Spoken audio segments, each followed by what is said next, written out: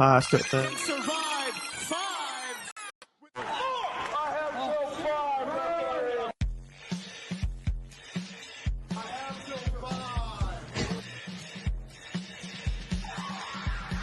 5. Hall of Famer Tito Santana. Built 5 wrestling golden. First up, just enjoy wrestling. Wedding my jeans, bro. What's your opinion? And something like that than I have ever found. I broke a promise already with that intro. I said I would never, ever have Vince Russo on this show. Damn it, Aaron, you broke that promise. Well, I'm wedding my jeans, bro. Dear God. Come on. We're in for it tonight, folks. Welcome back to another episode of the Joe Monroe Show. I'm your host, Joe Monroe. I can't talk tonight. As always. Get it together, man. Yeah, I'm trying to. Lord, did you said the F word more times tonight already than you did a year ago? Well, shit. Fuck, damn it. I don't care. What, did you start drinking again? What happened? Yes, actually, I did. I started drinking again. I'm kidding. No, I'm not.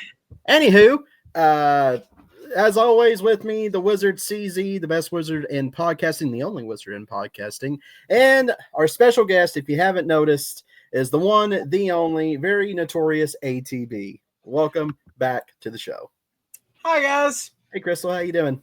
It's me, ATB. Welcome back to the Learning Tree. I'm here to help guide you all into the world of professional wrestling. When Joe said he wanted to cover what could be with Bret Hart, I was like, dude, you should have me on because I can do fantasy booking all day long. And I was like, what the hell? Come on. Yeah. So here we are. Love it. Yep. And let's remember that Joe and I never really had any issues. No, I've known Aaron for years. Joe. No, me and Aaron knew each other for years. Yeah. Yeah. It was always till 510 or just incredible that wanted to whine and complain about Joe. So let's not get into that right now. I mean, 1 year later, we're reunited and it feels so good. What the heck is up with these reunions? I just had one with Alex not too long ago too. Well, Alex has some big news rolling through in about 2 weeks for his show. So, all right. Well, let's get right into the subject tonight. This is something that's been pondering on my mind for a couple of months now. The biggest what if. I know we did something similar to this on the No So Roundtable not too long ago. I want to change my answer from that. The biggest what if is the subject tonight, and that is, what if WCW did right by Bret Hart? How would Bret Hart have succeeded in WCW? Not that he didn't already, but it could have been a heck of a lot better. Let's face it, gentlemen. Oh, by far, it could have been worlds better. And let me just start off. If we're talking about what if with Bret Hart, fuck Bill Goldberg. Okay, wait, hold on. Hold on. So let's remember that Bret wrestled against Terry Funk, Ric Flair, Kurt Hennig, and several other house shows after Bill Goldberg kicked him. Bret's career ended because Bret got hurt riding a bicycle. It's not Bill Goldberg's fault. So let's get that straight right here, right now. Sorry, Aaron, but oh Jesus! You're on vacation, kid. What are you doing here? Anywho, I do got some rules I want to set. So first things first, it's got to start with Starrcade. No, that's a starter right there. Starrcade 97. 97. Okay. But we can book that just a little bit differently. And another thing is actually the kicked from heard around the world from Bill Goldberg. That stays in too. And we can fix that. Absolutely. And we can fix that. All right. So let's start off. Starrcade 97. Bret was brought in to be the special enforcer, referee, whatever, for Eric Bischoff going up against Larry Zbyszko. And I just want to make a real quick side note. How the hell has Larry Zbyszko at this point in time kept in somewhat decently good shape? Well, he's a living legend for a reason. Yeah. Yeah. Yeah, you have that. You have like Bischoff that looks like a middle schooler coming out of karate class, kickboxing class. Because he is. Yeah, and then you, sorry, Eric, but then you have I'm gonna apologize to him. The living legend. Hey, Fuck I love him. Eric Bischoff. Living legend. Then here's Bret Hart that looks like he just came out of a saloon in Canada. A saloon from Saskatoon. Possibly. So we're going to keep that because I thought that was kind of that was a decent way to bring him in. But I would keep him out of the main event picture. He does not get involved with Sting and Hogan. I wouldn't do it. In my version, I'm going to let Bret not only get involved in the main event, but Bret's going to be the reason that Hogan ends up losing. Mm-hmm. And then the screw job's going to be at Super Brawl when Bret cheats to beat Sting for the belt and joins the NWO. Ooh. So I got him joining the NWO too around that time. CZ, what's your start off for Bret? So with me, I would not even announce him before Starrcade. People know that he's coming in, but they don't know when. Have it build up until Starrcade, and then when everyone is expecting it and he doesn't show up, he's right there at the last possible moment. So CM Punk, basically. Yeah. What he did at Survivor Series. Okay. Yeah, I would equate it to CM Punk at Survivor Series. So you want to build it without admitting that Bret's going to be there. Exactly. Okay. That would be a good way too. I think because people, like I said, people know that he's on his way over there, but they keep expecting him week in and week out. But it would be really easy to have done that. You could have had Larry Zbyszko say that he had been talking to an old friend from Canada to come in and referee the match. Problem solved. Fair enough. You have him start walking out with a Canadian flag. Like, it would be hilarious. It would be the most obvious, like, he's coming. I can agree with that. Let's admit, back then, you would have had to have been that obvious about it because you didn't have the internet to help build the speculation. Right. Fair enough. I can concede that point. But yeah, I wouldn't even mention his name until he walks out from behind that curtain. Nope. Don't need to. He's big enough that you don't need to. And I want to say one thing. He shows up with the leather jacket, but he has to have on a referee shirt. Yeah. Like, come on. He comes out as a referee in a referee shirt. He referees the match. Bischoff can start whining, and then Bret just he pulls out his license for the night. And that makes it easy for him to show up. And even that way you get to cover up Nick Patrick's not a slow count. Yeah. Right. By having the big reveal that Bret was in on it all along. They knew that Sting was going to be a problem, so they needed somebody to get close to him. Yeah. So we can all. So here's something that I think we need to ask if we can agree upon. That whole debacle thing that they did with the world title after Starrcade, where Sting had that was God. Can we just forget that never happened, right? Stricken from the record. Okay, good. I think we all can wish we could erase that from wrestling history. Yeah. As far as I'm concerned, we can jump straight to Super Brawl. Mm-hmm. And just like you can go ahead and have Bret take on Flair at Sold Out, mm-hmm. because that's not really showing an allegiance to either side. Nope. NWO or WCW, it's an old rival he had. He can always ride that line. And then Super Brawl, he turns on Sting. And joins the NWO. Joins the NWO. He turns on Sting and gets the belt back on Hogan. Tell me a better way to have the crowd boo him. That would be a good way, too. Yeah. But now, would you put the strap on Hogan? Would you have the strap on Bret?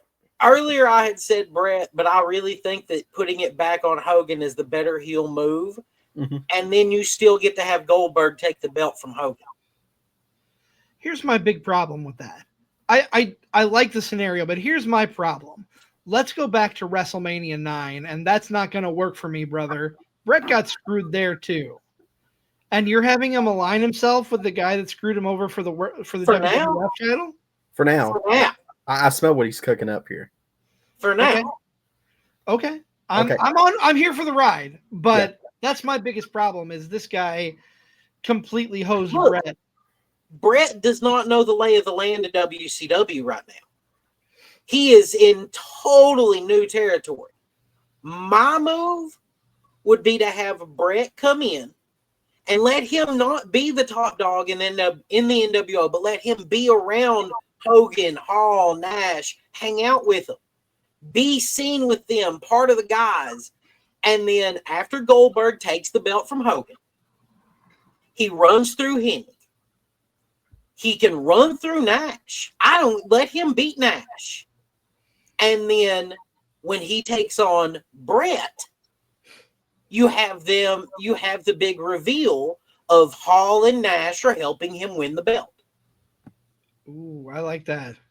And then from there, the next night on Nitro, you have Hogan come out for his finger poke of doom. And he poked Bret in the chest, and then Bret just lay him out. It's a turn. It is Bret, Hall, and Nash as the NWO beating up Hulk Hogan, who thought he was going to swerve everybody. And that lets you rebuild Hulk Hogan because that was coming anyways. That was going to be 3 months down the line. The fans were already starting to turn into fans of Hogan again. Yeah. So go ahead and start pulling that trigger early. Bischoff's problem was that he waited on everything. That is the one thing that I will give Vince Russo all the credit in the world for. This is writing television. You have to tell the story. You have to have something on the line for it to make sense. So that world title should be the best prop to make everything make sense. The world champion controls the company. That's the goal of the world title. So now you have Bret Hart with the world title flanked by Hall and Nash. Shit. Then Bret can actually be the Hitman persona. See, that's what always killed me with that. Bret, they had a chance for Bret to pull out the Hitman, like an actual freaking wrestling Hitman. He was a technical wrestler anyways, so it was perfect. But again, ATB said it, they didn't execute it. They didn't pull the trigger. They should have right after Starrcade, I think. No, and you got to remember there are some breaks there that you have to give Bret because of the Owen situation. You know, you have to have that caveat in there. So you've got moments in the timeline that have to happen for Bret personally. Yep. So you get to Bret screwing over Goldberg. Goldberg can kick him in the head. He can get the concussion. Takes off. Because now he's got the NWO to flank him and take the load off. Okay. Yep. You roll into Sold Out. You've got Sid Vicious lined up. Do we lose him? Have Benoit running his little gauntlet against an NWO member in Jeff Jarrett. Hey, I would go ahead and just let it be known that Jeff's part of the group too at this point. Might as well. So, yeah. So you have Benoit win that gauntlet. You have Bret retain against Sid. Mm-hmm. And you start building to Bret versus Benoit. Because they just fought at the Owen Memorial Show last year. They just fought at Mayhem last year. It's all been building to those two guys. And that way you have a good wrestler that for all his head problems, Benoit and Bret, those two guys could work together and not hurt each other. Exactly. And that's arguably the greatest match in wrestling history. Technical match. Greatest technical match in wrestling history right there. Agreed. I will always say I don't condone what happened with Benoit, but I will never doubt his in-ring ability. He was an amazing performer. Dude, you have to separate the person from when the camera's on and when the camera's off. Yeah. And that's a real hard thing for Marks to do. I said it.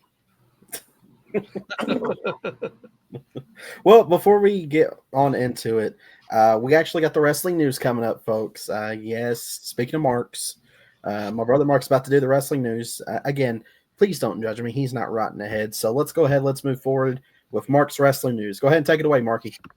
The following announcement has been paid for by Teal 510. Good evening, Teal Fivers, and good evening, Joe Monroers, or whatever all five of you guys call yourself. My name is Teal 510. Some of you know me as Just 10 Credible, and if you're a fan of Teal 5 Wrestling, or you're in this podcast bubble, you maybe saw me storm off of Teal 5 Wrestling episode 12. I stormed off the set when I found out that Joe Monroe would be ATB's co-host on episode 13 while I'm trying to enjoy my vacation. Now, I've not answered any phone calls, I've not answered any texts, and I've been kind of pondering what's next for me as I sit here in this undisclosed location in the beautiful country of Canada, which ATB and Joe are not welcome in, or Mark. But I wanted to clear the air, and I wanted to air my grievances live right here, right now, for everybody to hear, so I'll start here. We'll just get right through it. Fuck you, WWE. Fuck you, Bill Goldberg. Fuck you, ATB, for what you've done and allowing Joe Monroe to walk in to my land, our land. Fuck you, Joe, but more importantly, fuck your shitbag brother, Mark Monroe. But fuck you for making your little shitbag brother possible. He's nothing but a mark. And I know that's his name, but he's a fucking mark. And this business has nothing for marks like your brother. And I will not stop until he's done. Over. Period. Now, I've been very angry, and like I said, I've been pondering my next move. What's next for me? What's next for Teal 510? What's next for Teal 5 Wrestling going forward? And I've been thinking about how I can even the odds here, and I think if I called a friend, it would just be too easy, you know? So instead, I called a brother, and we'll get to that very soon. But before we do, I'd also like to say, fuck the Insane Clown Posse. What a bunch of disgusting debutantes, drug addicts, hepatitis-ridden shitbags. Disgusting. What you guys have allowed to happen to this podcasting bubble, what you guys have allowed to happen to this wrestling business, I'm not into it. This business is better off without Joe Monroe, without Mark Monroe. I am the one. And I'll see you very soon. Retribution is coming. Top Beard, out.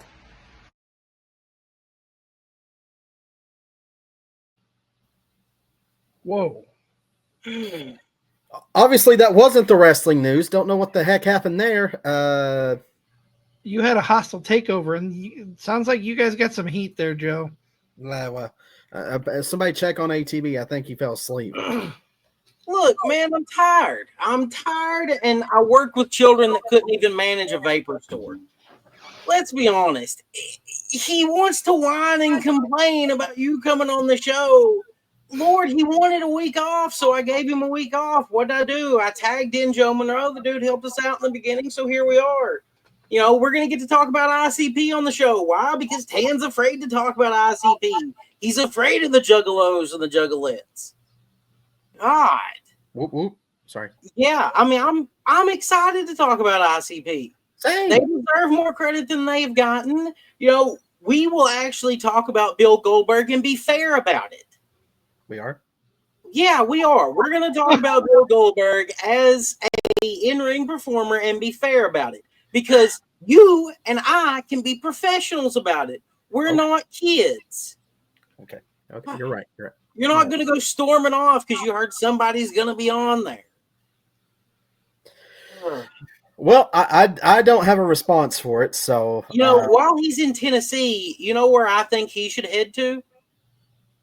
Canada, wherever the I hell think that he is? should head to see my good friends at Green Hemp Company, because they're rolling in the Smokies. They're rolling in the foothills of the Smokies from 9 a.m. until 10 p.m. Monday through Friday, 10 a.m. until 7 p.m. Sundays. You can go see them at 2560 East Andrew Johnson Highway, Suite 3 in Greenville, Tennessee, or call them at 423-609-7138. I'm glad that Joe picked up on the hint finally. Sorry, man. I guess I must have bought from there recently. My bad. It happens. They're quality products from quality people. My bad. That's all you can ask for, right? Quality products from quality people. That's right. Green Hemp Company. They're good people. That's where Tan should be heading, because he's whining and complaining that, oh God, Joe Monroe's going to appear. He'll be all right. Starting to sound like Austin. Relax. Relax, guy. Take a seat.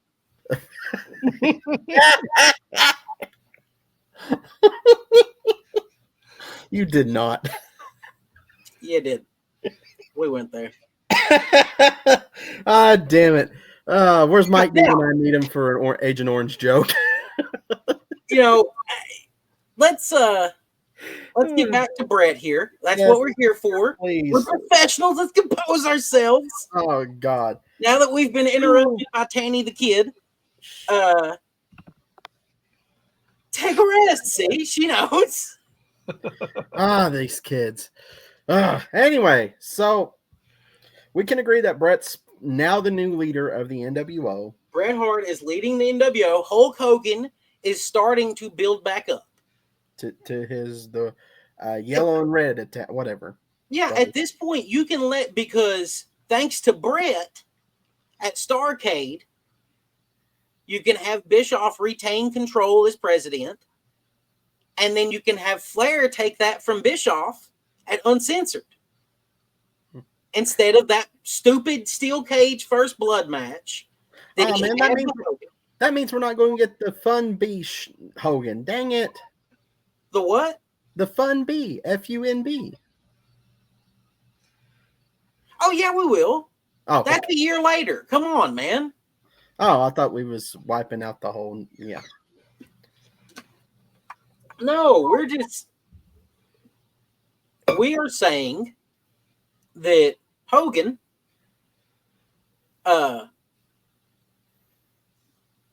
well, crap. Yeah. See where I went with that, right?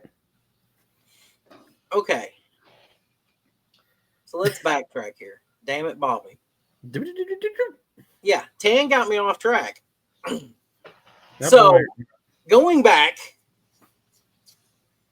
we let Goldberg keep the belt over Kevin Nash. Long reign as champion. Yep. We have Bret finally take the belt from him at Starrcade 99. Mm-hmm. So, Uncensored 2000.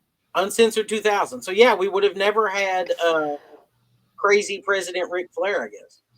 No, thank God. Huh. Oh, geez, yeah. We would have saved so many bad storylines by doing this. And Bret Hart's career. Because I'm telling you, because I know if leading up to this, I don't think WCW would have been bought out. You wouldn't have had the finger poke of doom in early 99. Yep, we would not. So you would have had Goldberg just go ahead and beat. Honestly, I would let him run with Bam Bam for his next world title opponent. I guess that's the problem with fantasy booking is we got to tie all the strings now. Yeah. Right. So we have him run through Bam Bam. Yep. and then he can continue running through other members of the NWO until he gets to Bret. Until he gets to Bret at Starrcade 99. Man, that's letting Goldberg have the belt for a long time. Yeah, but that adds on to, I hate saying it, but that adds on to Goldberg, which at that time he was white hot at the time. And the trick would be, oh man, okay. So we admitted that the Owen tragedy has to happen. Yes. Yes. So that means that the Benoit match has to happen there. Yes. We can take Bret out of the NWO during this period. Yep. That still allows him to be tag team champions with Goldberg. That still you insert somebody else into the Sting beatdown at Halloween Havoc is all you have to change here. Who would you replace it with? Why not do Kurt Hennig? Oh yeah, Kurt Hennig never got his fair due in WCW. Yeah, I mean, let him have a mid-card run with Sting. That's fun. And then you let Bret and Benoit are the finals of the Mayhem tournament. Mm-hmm. Mayhem tournament, whatever.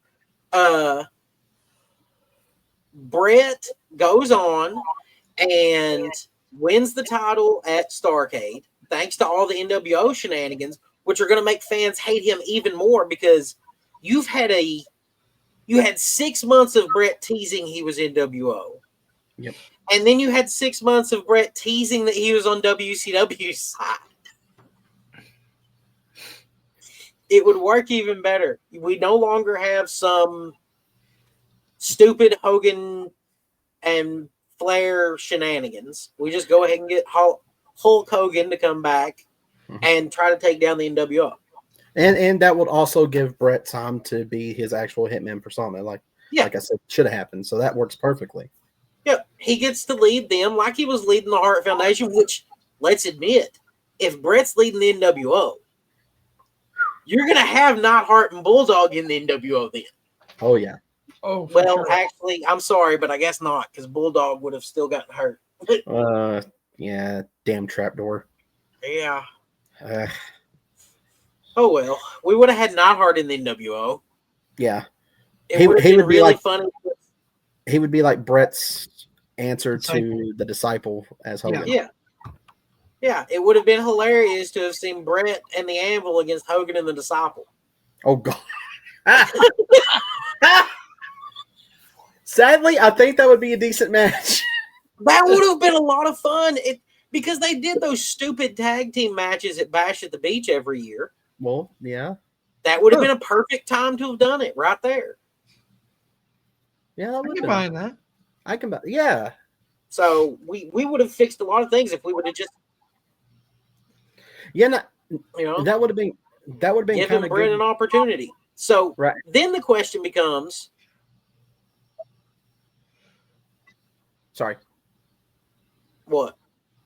I was fixing that would be like during the tag match. The question becomes kind of like a reunion for the Hart Foundation, the original Hart Foundation.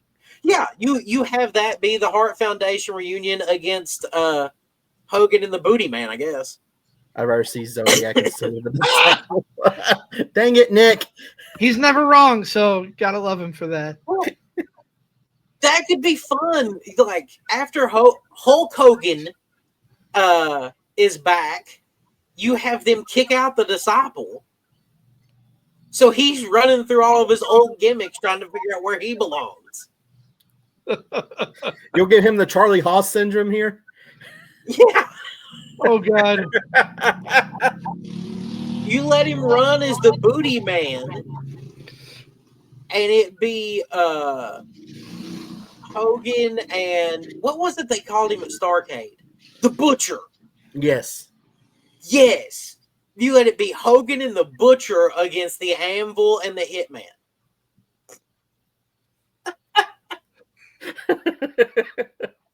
He's loving this too much. Why not? And then when they lose that match, he can go off and become the Zodiac again. There we go. We're giving you what you want, Nick. There you go, Nick. Oh man. What happens when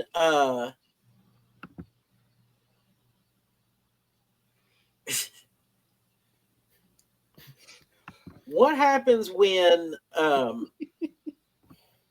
instead, do the Radicals still go? I would say at this, well, see, that had nothing to do with Bret. That was more of a backstage. Yeah, and at this point, we are acknowledging that we're going to have Bret and Benoit be the storyline. Oh, that would change that. At least What for if Benoit. what if the Radicals jump, but not Benoit and Shane Douglas instead? Ugh. Yeah, I don't see that. I got Shane one Douglas, for you. Shane Douglas still has that heat with McMahon, so Let's admit that booking Bret right would change everything. oh yeah. Yep. So the Radicals can stay. We have the NWO against the Revolution. Mm-hmm. Benoit joins the Revolution. You've got Benoit, Saturn, Guerrero, Malenko, and Shane Douglas against Bret Hart, Kevin Nash, Scott Hall, Scott Steiner, Buff Bagwell, Jim the Anvil Neidhart, Scott Norton, Masahiro, all these randos that they can call in. And that's now question, that's how you would start kind of depleting the NWO one by one in a way? Yeah, like you have Bret sitting, you have Bret say, you know what, if you want to be part of this group, because Bret's going to have to take time off for his concussions. Right. If you want to be part of this group, then you're the one that has to take out Benoit at Spring Stampede.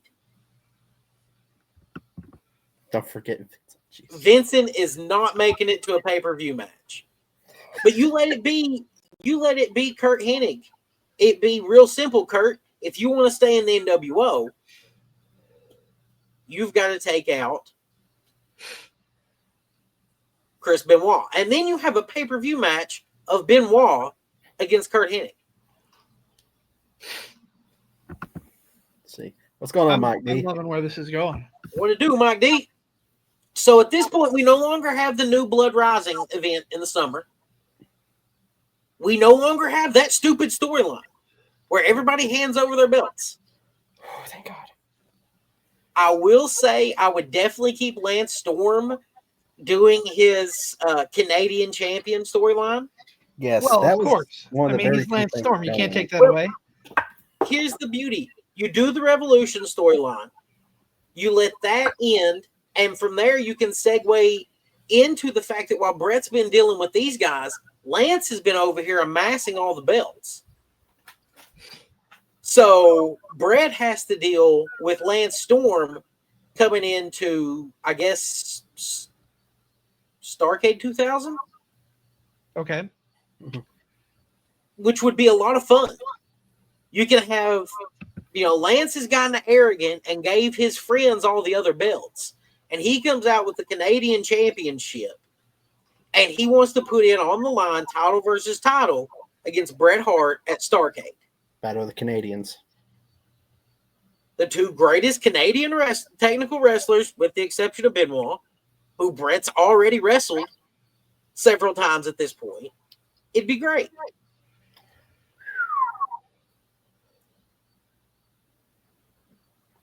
We're getting some fantastic matches, and I got to ask you, we're getting close to 2001 here. I don't see in this scenario Vince buying out WCW. I don't see them staying with Turner because the AOL Time Warner people wanted nothing to do with wrestling. Yeah. Nope. But we've already saved WCW from being bought out by Vince at this point, in my opinion. Do what? We've already saved WCW from being bought out by Vince at this point. There's no way that can happen. I'd say be transferred over, kind of like how Eric's. Who was the partners he had with that was going to buy WCW? I can't remember. The guys that were going to have it on ESPN. Yeah. So those guys. I can't remember the name of the company, but I know who you're talking about. Here's the thing that I think someone should have sat down Eric Bischoff and Vince Russo and explained to them. Bischoff should be the man making the business decisions for the company. Russo should be the one writing the storylines. Someone else should be booking the damn matches. Okay. Yeah. Never mind. You don't need to have all of that overlapping. Kevin Sullivan. Let Sullivan book them out. There is some credibility as long as Sullivan is retired from active wrestling. Yes. And at that point, I'm also going to say, dude, he'd fuck over Benoit, and you know it. That's part of the reason Benoit left. Shit, that's a good He point. didn't trust him. Damn it, that's You a good got to point. take Sullivan out of that role. Give it to Anderson. Okay, Double A. Give it to Arn Anderson as the head booker. Because at that point, he was the most respected person in that locker room. 100%. I like where this is going. As long as Russo doesn't have complete creative control and he has someone watching over what he's doing. That's the thing. You let that be. You let Russo have head writer control. He writes the storylines. That's fine. Mm-hmm. But he's not the one telling him who's going to be in the matches. That's the problem with Russo's writing, booking, everything. You know, Russo wants to admit that he's a television writer. Okay, be a television writer. Write the storylines no matter who's in the damn role. And let whoever's booking the matches book it based off where the story wants to go. Yep. And Arn would be perfect for that. And Arn would be able to say, all right, so you're going to have him be this stupid 70s dancer. That doesn't matter. You're going to have him be a fat chick thriller. That's fine. The fans are going to laugh at him, but I'm going to book him in matches that matter. So the fans are going to tune in anyways. Why are we picking on Mike Awesome? Because he deserved better. I think he was okay in Team Canada. He was. And that's part of, if you let Mike Awesome keep this role, or Lance Storm keep his role, you manage to keep Mike Awesome being built up, and you don't have Russo with the creative control to have him as the 70s thriller. Oh my God, and could you imagine Elix Skipper? Uh-huh. Oh my God. You wouldn't have had TNA at this point. No, that's a fever dream. Because you still would have had Jeff Jarrett in wherever WCW went. No, hang on. So let's factor in Jarrett at this point. We're Vince didn't buy WCW. Yep. WCW is now with whoever, we'll say Bischoff. Bischoff and his partners, they're on ESPN. Do you think Jarrett would try to put his way into the back office, but still also try to be a wrestler?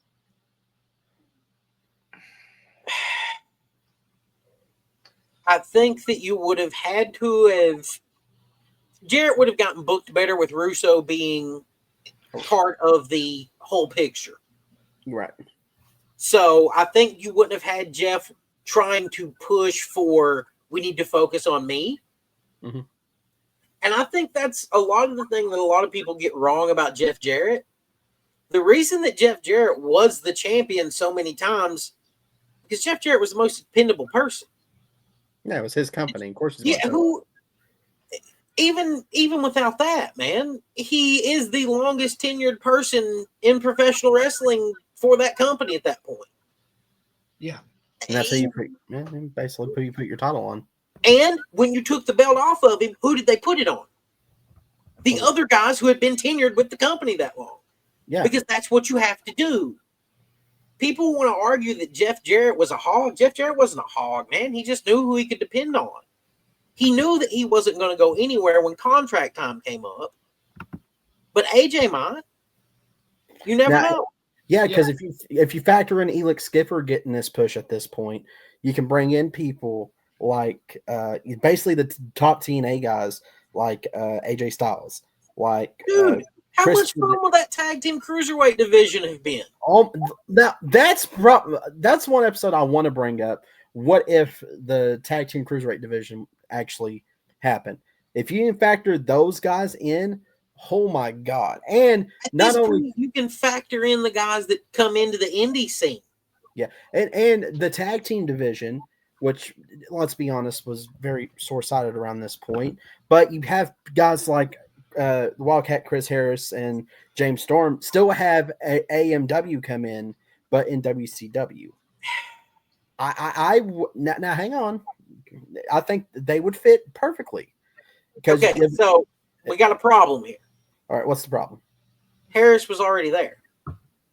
Shit, yeah, that's a good point. He was already there. He had already been in the power plant. He was already working on Worldwide. You wouldn't have had AMW. They would have both ended up in the company, but you would have ended up with James Storm and some bullshit Young Stallions tag team or something. I mean, that's how it would have landed. And I hate that for James, but there are going to be some people who fall off to keep this rolling. Now, would you give Chris Harris he should have been a great singles wrestler, I think. Harris would have gotten some push. The most fun thing here for me would have been the natural born Thrillers. Ooh. Being the people who take out the NWO. Oh, yeah. Okay. Oh, yeah, yeah. That would have been, because eventually you have to have these stables in. And the NWO has to die at some point. Because that March 2001 transition off of TNT was coming.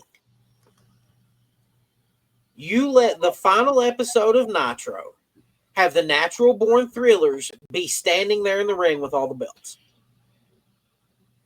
And you hear Tony Schiavone, we'll see you on ESPN on such and such night and whatever. You hear Scott Hudson say that. Scott Hudson. Ooh. Yes. Because it's going to be a new era once we get on ESPN. You let the last voice, and that was the last voice that was on WCW television was Scott Hudson's. Because the last WCW television was an episode of Worldwide. Oh, well, yeah, that is true. Yeah. A week after that Monday Night Nitro that all of us suffered through.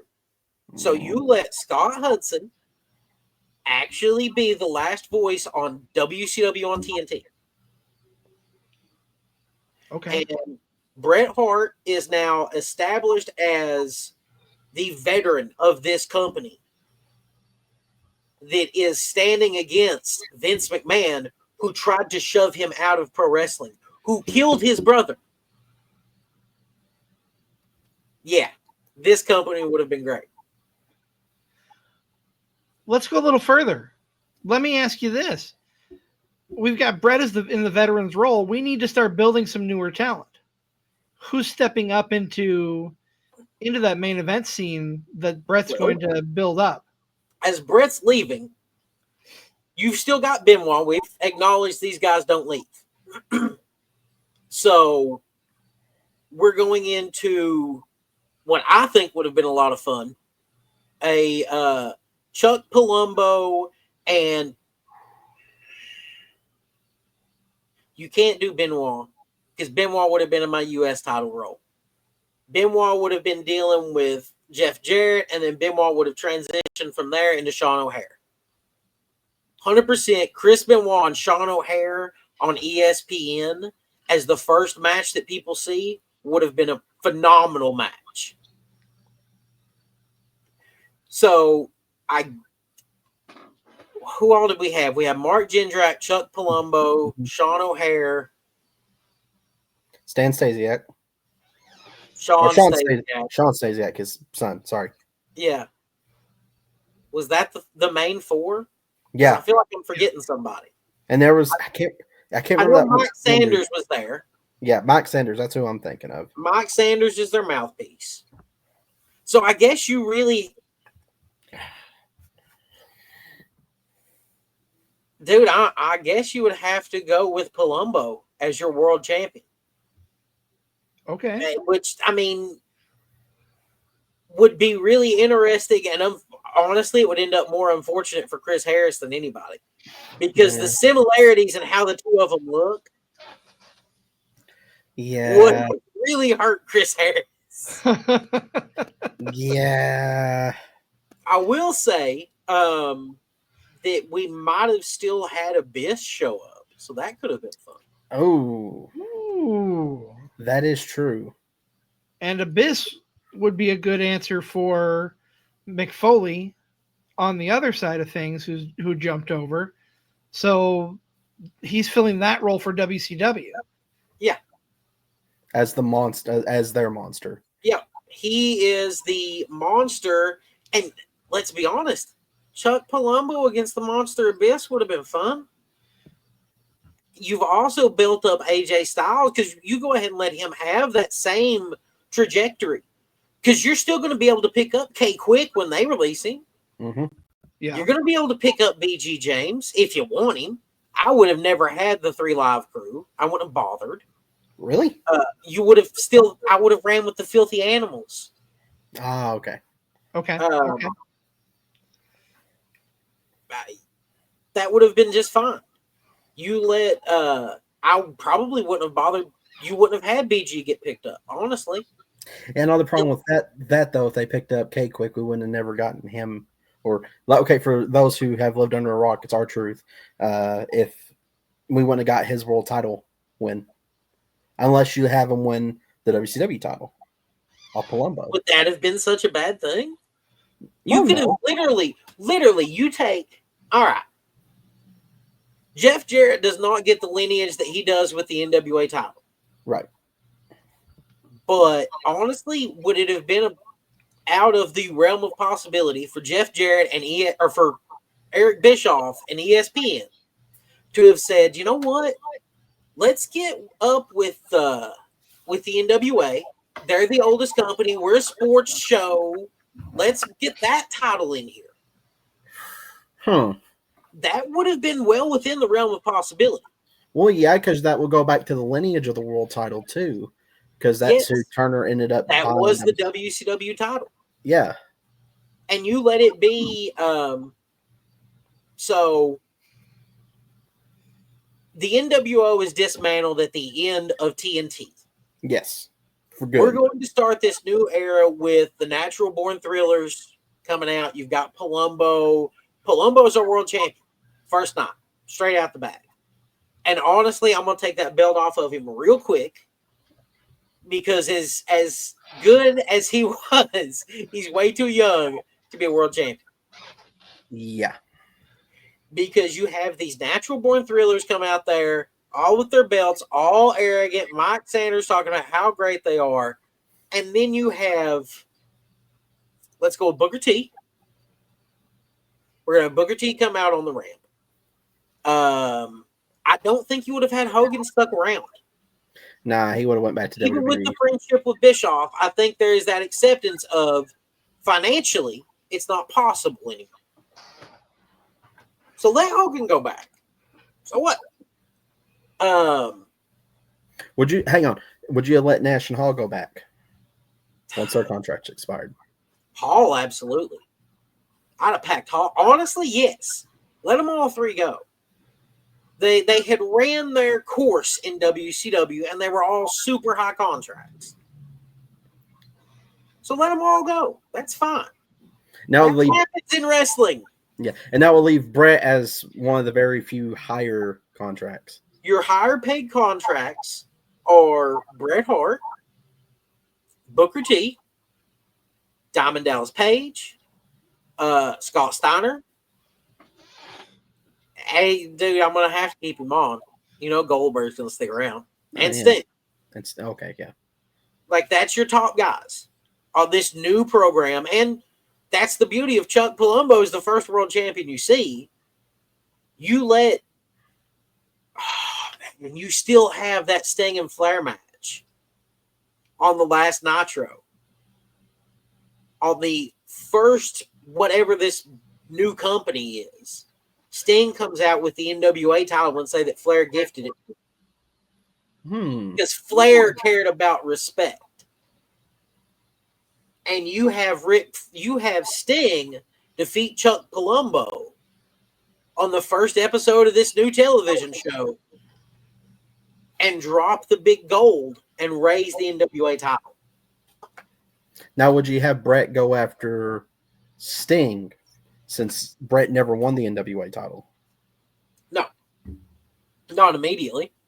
But eventually. Eventually, I would have I would put Bret in a storyline for a world title, whatever. And Bret would have had an NWA title reign. That would be interesting within itself, too.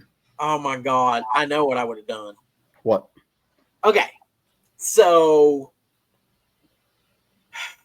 SummerSlam 2002. Mm-hmm. You have Shawn Michaels return to the ring. Yes. Well, at WCW Halloween Havoc, you let Bret Hart take on Sting for the NWA title and win the NWA title. Ooh. Because then the ball's in WWE's court. Are you going to let Shawn Michaels go ahead and win that world title at Survivor Series? Knowing that on the other channel, they've got Bret Hart with it. Oh, God. Oh, God. That's It'd tough be a lot of fun, man. That's the beauty of fantasy booking. You can go down a long run. It's like, oh, God. Oh, God. You know, obviously, you're still going to have some events that have to happen. Bye-bye, ECW. ECW would have died. ECW would have still been bought out by the WWE. Yeah. And that would have gave them a massive influx of new people. So there's going to be that changes. Raven would have never been an NWA champion. No. Now hang on. After his, what was it, 2000 Mania 17? Shortly after that, he left. Yeah, I think so. Something like that. Yeah. No, because he was a writer for Raw for a little bit, for WWE Raw. He showed up in TNA in 2003. Okay, June 2003. So would you have him reappear on WCW? And say Bret's the champion at this time since Bret won the title at Halloween Havoc. Well, Bret won the title at 2000. Yeah, it was 2002. Yeah. No. I can't see Raven coming in and going straight at Bret Hart. Honestly, at this point, I probably would have pulled the trigger on Jarrett, though. You let Jarrett crack Bret in the head with a guitar. There's the concussion syndrome again. Oh, my God. But the sad thing is, and honestly, I would never put the NWA title on Bill Goldberg. He would have never held it. Bill Goldberg. He could have continued to have his big law, or he could have had his 5-minute matches. He would have still been a mammoth star. We'd slap the U.S. or honestly slap a TV title on his ass and make that the storyline. You let Goldberg run around with the TV title on WCW, and it just be, all right, boys, who wants a shot? Who's next? And every week, Goldberg can destroy people in 5-minute matches. And that would help kind of boost ratings a little bit for ESPN. That's right. TV people are going to tune in to see Goldberg's 5-minute matches. Kind of like an open challenge match each week. Yes. Instead of an X Division title, it would have been the Cruiserweight title. Okay, I'm fine with that. Damn, a young AJ Styles with the Cruiserweight title around his waist. Oh, man. dude. That would be great. You would have had AJ Styles and Air Paris against Kidman and Mysterio for the Cruiserweight Tag Team titles. Ooh. You really want me to mess with you? And I'm only going to drop this one in because we're getting into Cruiserweight Tag Team title fantasy booking. Yeah. What happens when the SAT shows up?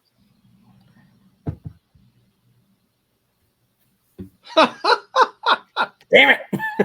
Because you know who else is going to be in here at this point? Let me just mark off my fantasy booking already. You're going to have the Prophecy with Christopher Daniels. Oh. Because Russo really tried to get Daniels over. Honestly, there's your answer in getting Raven the world title. Raven comes in as part of the Prophecy. And that would boost boost Daniels. Oh my God. Yeah. Please no kicks to Bret's head in this fantasy booking. We still would have to have Bret retire at some point. That's still going to happen. I would say 2003, 4-ish would be like a good retirement year for Bret. When did Bret come back to the WWE? 05 is when he got into the Hall of Fame. Okay, so I would round up his WCW lineage probably end of 2003. Let that be his swan song. Let him have a good long run with the NWA title because he wins it at okay, so no, I'm not doing 2003. We'll do 2004. So Bret wins the belt at SummerSlam 2000 or at Halloween Havoc 2002. Yes. Shawn's back in the WWE at the same time. That's right. So Raven shows up in 2003 begging for a spot. He gets squashed by Goldberg in a 5-minute challenge. Bret tells him that he just doesn't have it anymore. Raven goes off. We see these vignettes of a prophecy to be told. And you have Bret Hart out there with the NWA title. Christopher Daniels comes out and starts cutting him down.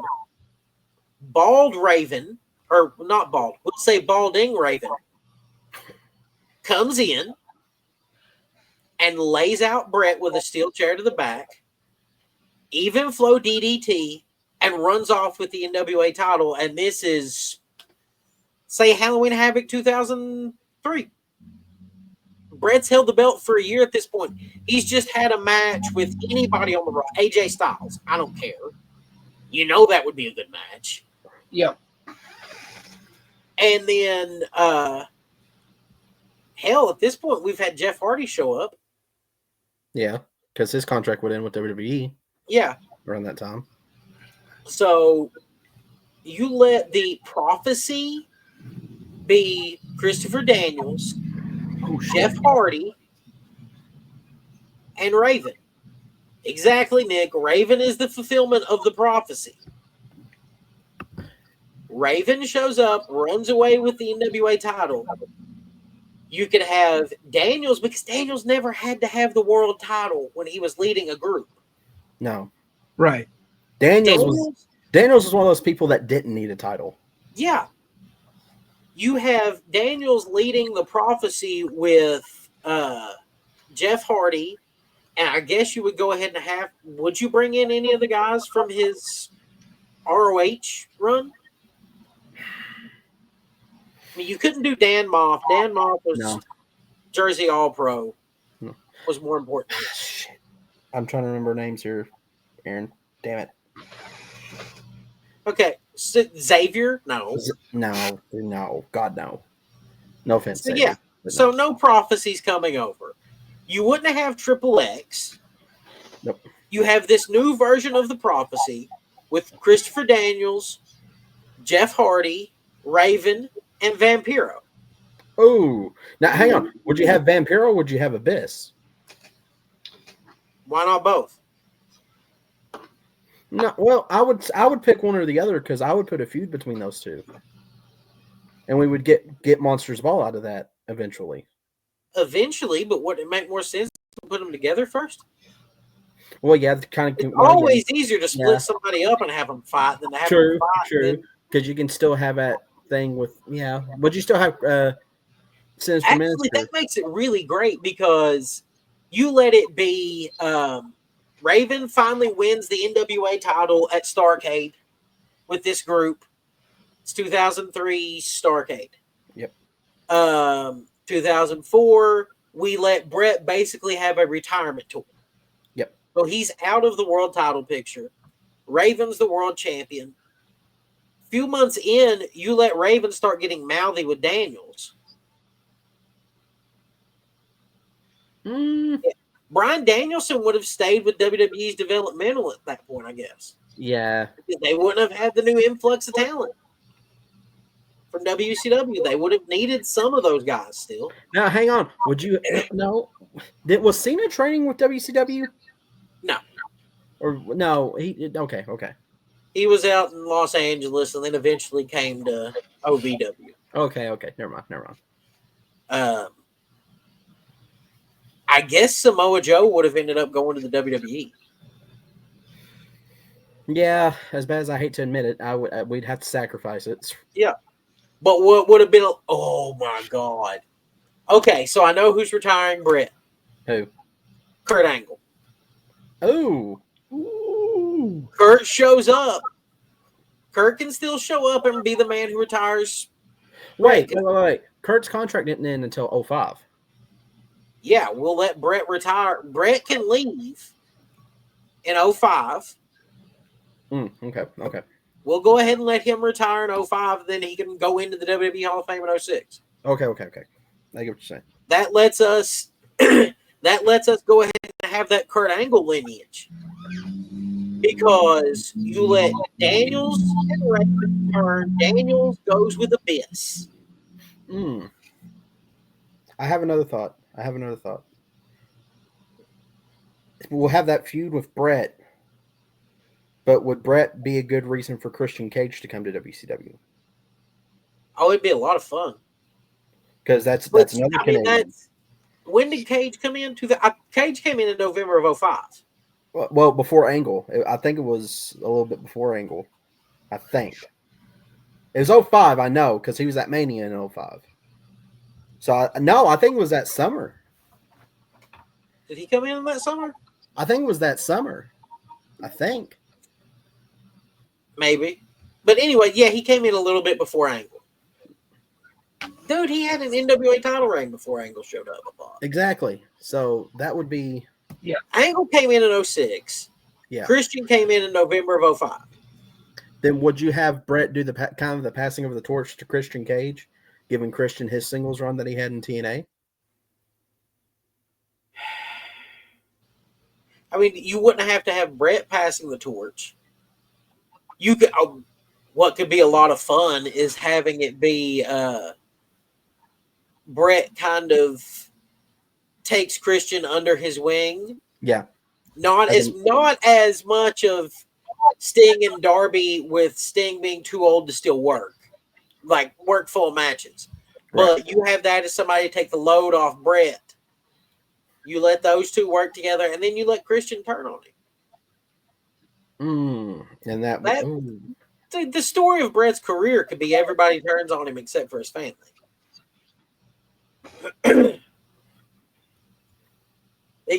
That could be why he, the one time that he pulled the trigger on turning on somebody else was his NWO run. That would make it hilarious. You can still have him go back to the WWE and retire. If you want to go ahead and have him go into the WWE's Hall of Fame in 2005, we can swap the Angle thing. That's fine. You can have him be retired So he went in the WWE Hall of Fame in 05? 05, no, 06. I'm sorry. It was 06. Okay, 06. So they would let Christian retire him. Yeah. Let Christian be took under Bret's wing, and let that be who Christian wins the NWA title from. Because he cheats to do it. And that'd be why Sting comes at him. Ooh, because it's back to the lineage. Yep. Back to the NWA lineage. The TNA lineage. We've fixed everything in one night. Problem solved. Yep. Now who's got the time machine to do this? Yeah. Let me go back in time. Yeah. Oh, I would like to go back. I was at a Monday Nitro in, I want to say 2000, I think, in Knoxville. Mm-hmm. And I actually snuck down to where catering was and got a picture of Hogan talking with Russo. Yeah. Like, you could have fixed so many things if you had just accepted the different roles. And it's like I've always said, man, everybody has to have a role in the story. Yeah, right. That's why we kind of went on the side tangents there from this happened. Well, this happened. You have to connect those other strings to let stuff happen. Unfortunately, the sad thing is, you still have Eddie pass away. Eddie doesn't hold the WWE. I mean, you can have Eddie go to the WWE. Still, Eddie doesn't have to be part of the TNA WCW Bret lineage. Mm-hmm. Eventually, Benoit goes too, because that's the nature of it. You have new contracts come in, people go out. CZ, what do you think about all this, buddy? Man, I'm just enjoying the conversation. This is Rob Kemmer of the Confusion Wrestling Podcast. I unfortunately cannot make my regular co-hosting gig of the Joe Monroe Show this evening because I am vacationing in sunny Salem, Massachusetts, amplifying my already great wizarding powers. That reminds me, I've heard of some issues with an alleged wizard, CZ, after he's attempted to poach a handful of my talent, really. I just wanted to know that I know nothing about this. I am just in Salem enjoying the sights and history and cashing in an old gambling debt. Oh my! What? First things first. There's two wizards now? No, he is a I thought fake it said- wizard, 100%.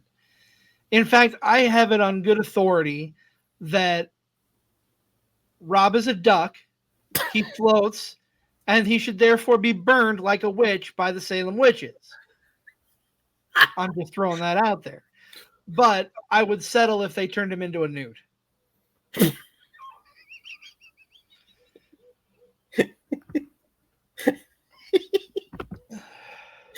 I don't care if he gets better. Just turn him into a nude for a little bit.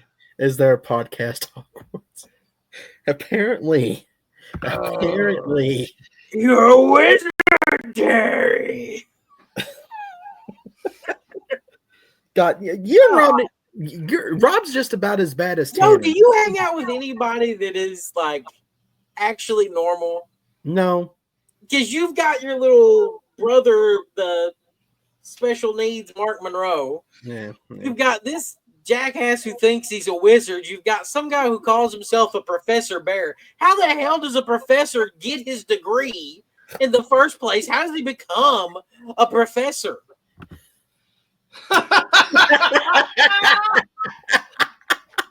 And he's never wrong, folks. I mean, dude, you know, I welcome oddities in my life, so there you go. What is it? La dee da. Yeah. The good old days of the oddities. Yes. But you know what? Rob is really starting to sound like Tanner. I'm sorry. Well, maybe Tanner has his own wizard. Who knows nowadays? But you know, Tanner, I feel like part of Tanner's problem is that he wishes that he had a beard as well manicured as yours, but it looks more like the mess that is CZ's.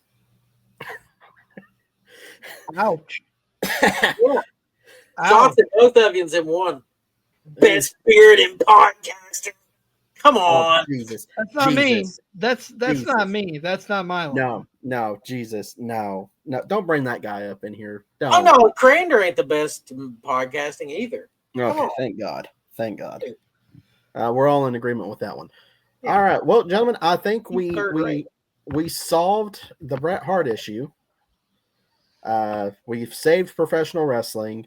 We have. So before we leave, I want to give a big thank you to Till 5 Wrestling and Notorious ATB.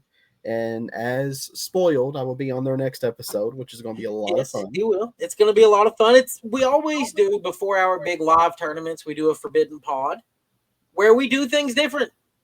And I decided that to hell with it, we're just going to let me and Joe do the Forbidden Pod. Sorry, if you guys are the oddities, then CZ is go.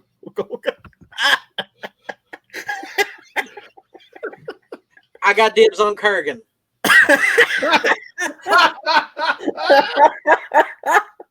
I guess that makes you Luna Vachon, Joe. Is that? Because you still. I'll take it. Fuck it. A bit. I'll take it. I like Luna Vachon. Oh God. So we may bring you back. You know what? I think I want to rename this.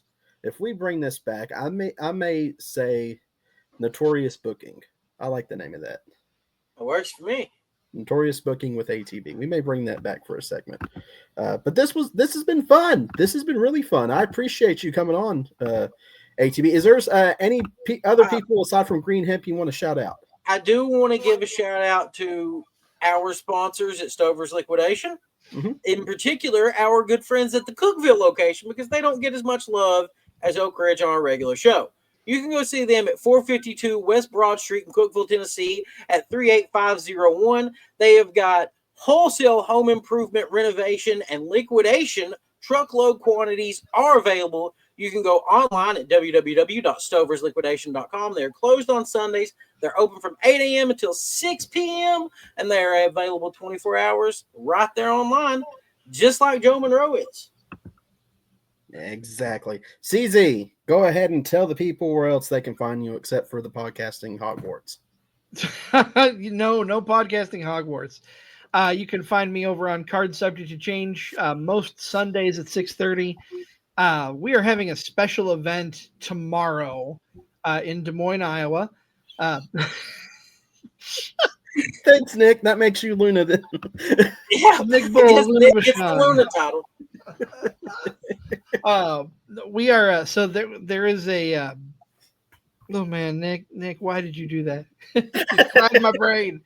There is a benefit show for the Hadley family in Des Moines, Iowa this Saturday tomorrow.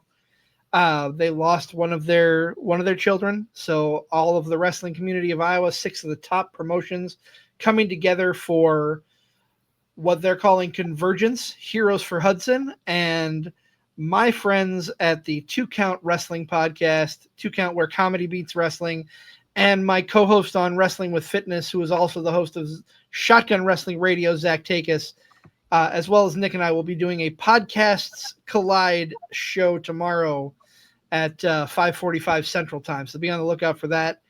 And then, of course, Wrestling with Fitness, we have our next monthly episode this coming Wednesday where I talk about how I'm not losing any weight and I still look ugly.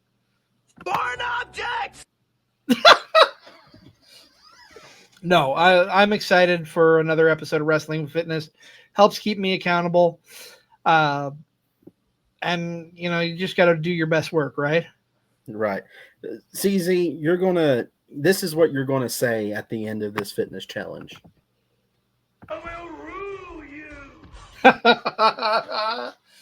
That's exactly what you're going to say, my friend. All right. Well, good show, guys.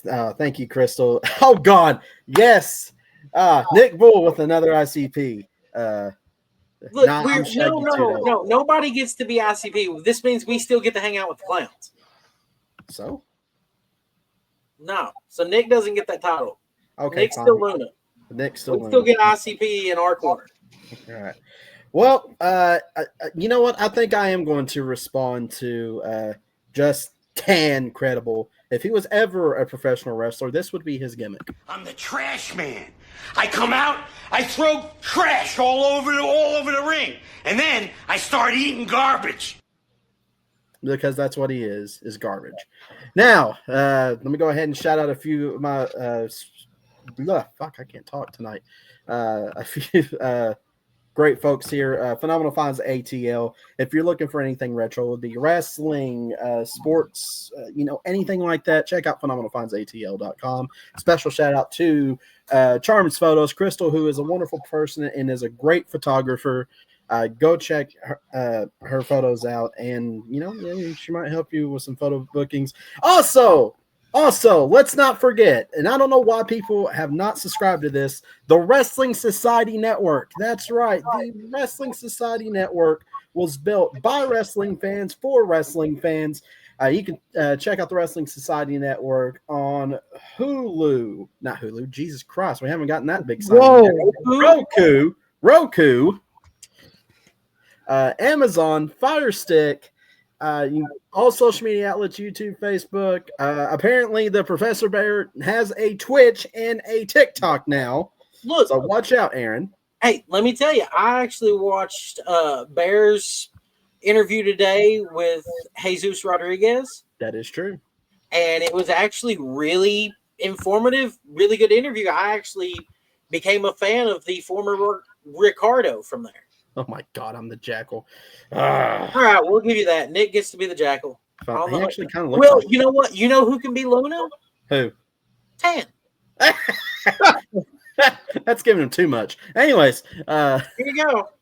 Anyways, but a special shout out to them, and I want to give a very special shout out to my wife, because as everybody, my wife. I love my wife. We started another show called From Page to Popcorn, where we compare novels that were turned into motion pictures, and we discuss that. Our very first episode is up where we talk about Jurassic Park, which, can you guys believe that not many people know that was a book before the movie? Well, I mean, people are dumb and they like to have stuff spoon-fed to them, so they don't realize that Michael Crichton was ever a writer. Yeah, just incredible. Anyways, here we are. Yeah.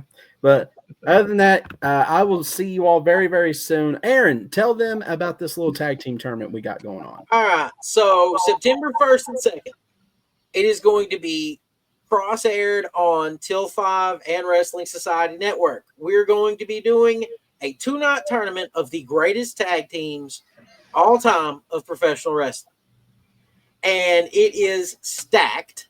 We've got LOD, we've got APA, Demolition, Wrestling's Greatest Tag Team.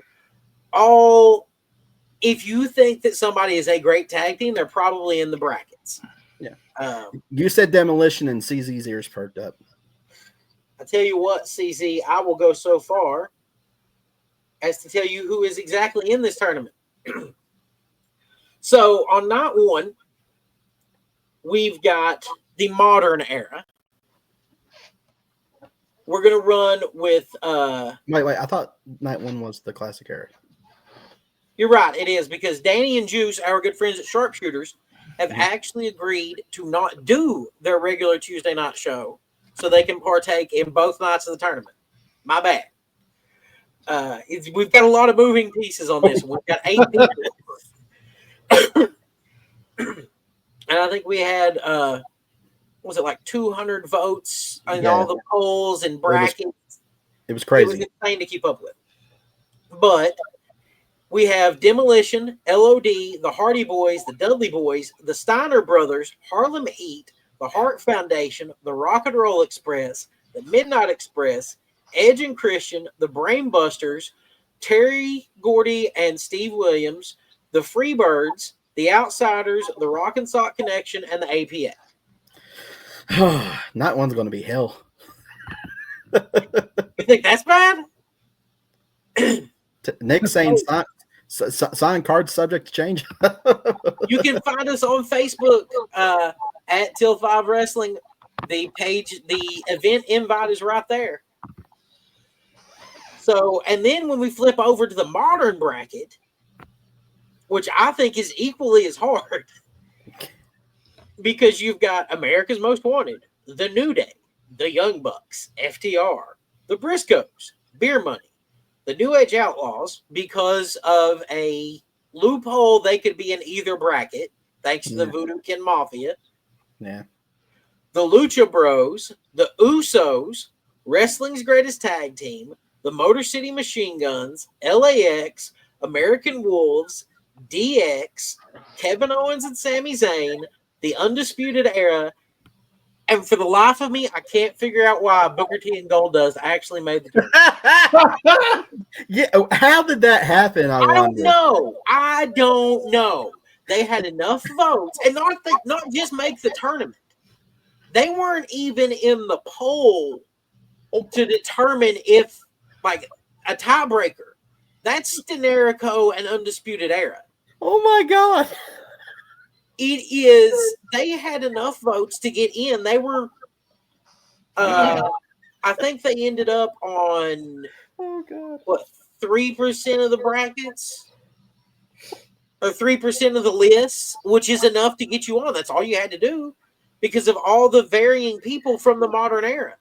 Oh my God. Hold on. Have they really left that much of an impression on people? Let me tell you some of the people that made this, that were sent in. Let's be honest. They're probably more known than the Best Friends. They probably are. London and Kendrick, they beat out. The Righteous, the Medics, Nexus, Muddy Waters, Alpha Academy, Street Profits, Rated RKO. That's shocking. I was really heartbroken that they got more votes than the Kings of Wrestling. That's very sad. And then all the stupid marks on Facebook didn't vote Kings of Wrestling in to the tournament anyway. Oh my God. But instead we got Goldust and Booker T are in. Part of the problem is my co-host mother put them on her list immediately, and that immediately got them one of the brackets or one of the lists they're in. So from there, it just starts building. I can't remember. Did Professor Baylor put them on his? Probably. Oh my God. I need to work. This is what I work with, children. At least my co-host mother can manage a vapor store. Oh. Poor ATB here is going to be like Goldust by the first night. Do. We're going to go into a conniption here, man. But this is going to be, the tournament's going to be so much fun. If Dan shows up, he might still be on a wine fit sabbatical. Who knows? I do hear there are some rumblings that there's going to be some sort of wager on our episode. Oh, yeah.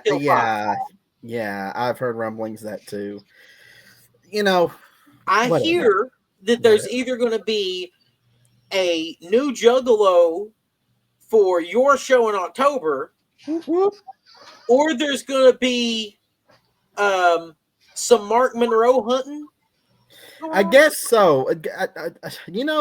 It's Mark. It's not me. I could have cared less, so I just put Mark in there instead of myself. Am I a bad brother for doing that? Probably, but I don't care. You know what? Some people can be sacrificed. That's how it works. That's usually how it works. If capitalism has taught me anything, some people have to be sacrificed. And if as Fallout has taught me anything, every man for himself. Anyways, so with that being Tan for himself, come on. Oh Jesus! All right, Just Tan Credible is gonna have to pay for his actions with his little rant. Just Tan. I love Tan, but let's be honest, Just Tan Credible has whined and moaned ever since we started the show. About every 3 months, he'll come in and be like, "You know what? I've had enough of this fucking bullshit." Wow. So here we are. It's time for Just Incredible to just suck it up and deal. Have a seat. Take a rest. Just chill, guy. It's okay. Relax, guy. Relax. Or else we might have to unalive Just Incredible. Oh, boy. Go ahead and say it, CZ. What? Say it. That's your saying. Oh boy. Oh boy. Oh boy. All right. Well, ATB, thank you for showing up. We appreciate you, man. We'll definitely have you back on. CZ, next week, back to the round table. ATB, you might want to be a part of it. We're going to be talking about which game was better on N64, the WCW games or the WWF games? Okay, can I break the fourth wall for a minute? Just for a minute. Okay. So, Notorious ATB is Aaron Bird. Aaron Bird has a lovely wife named Crystal Bird who manages to tune in and watch everything with us and comment and have a good time because she thinks that I'm funny. I think I'm funny. If you don't think I'm funny, then you can touch grass and you're a stupid Mark. No, not you. Not you. Sorry. Mark got a little offended. It's okay. Yeah, well, you know what? He'll be all right. Oh my God. All right. Well, all right, so wait. I'm sorry. I completely spaced out. What was your show next week? Roundtable on video games? Next week, on the No Sell Roundtable, we're going to talk about which company dominated the N64 console, WCW or WWF. Well, that's not even a debate. We'll save it if you want to come on, or comment if you want to come on. We'll find out next week on what that's going to be. So until next time, thank you so much for tuning in. And as always, if you love professional wrestling, always support it. Spread the love around. But if you're going to be a troll and an idiot, just like Just Tan Credible, shut up and enjoy professional wrestling. That's all I got to say to you all. Thank you and have a good night. Did you like the video? Don't forget to go like, subscribe, and follow us on all of our social media outlets. We'll see you next time.